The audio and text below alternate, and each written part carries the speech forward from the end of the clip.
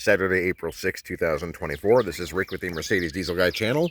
That is a very loud bird chirping above me, and this is my 2002 Mercedes ML320 project. This is just going to be a quick video. This is not a DIY. This is actually just some tips and tricks on replacing the spark plugs, which I just finished doing.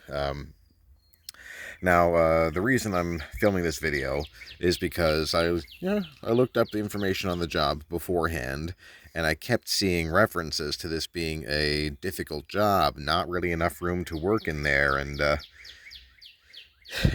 once again, just being difficult and frustrating. And I actually found the job reasonably easy, and I wonder if everybody is taking other stuff out to get out of to make more room, and I think maybe people aren't doing that. So once again, this is the ML320. I don't know how the engine compartment layout is going to be different for other cars using this engine, but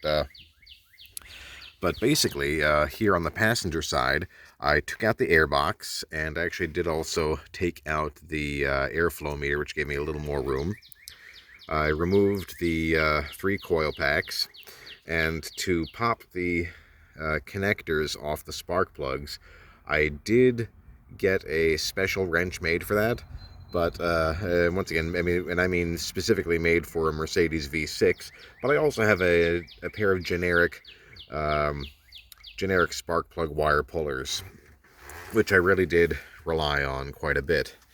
And once I got the plug wires disconnected, I got the coils out, I really had plenty of room to work on this side. Once again, with the airbox out, the airflow meter out, and also I did pull the auxiliary water pump here off the bracket and just got it out of the way a little bit. So really, this was pretty easy on this side, and that was marginally more difficult on the driver's side, but not terribly. You can see I marked the coils 1, 2, 3 there for just so I know which position to put them back in.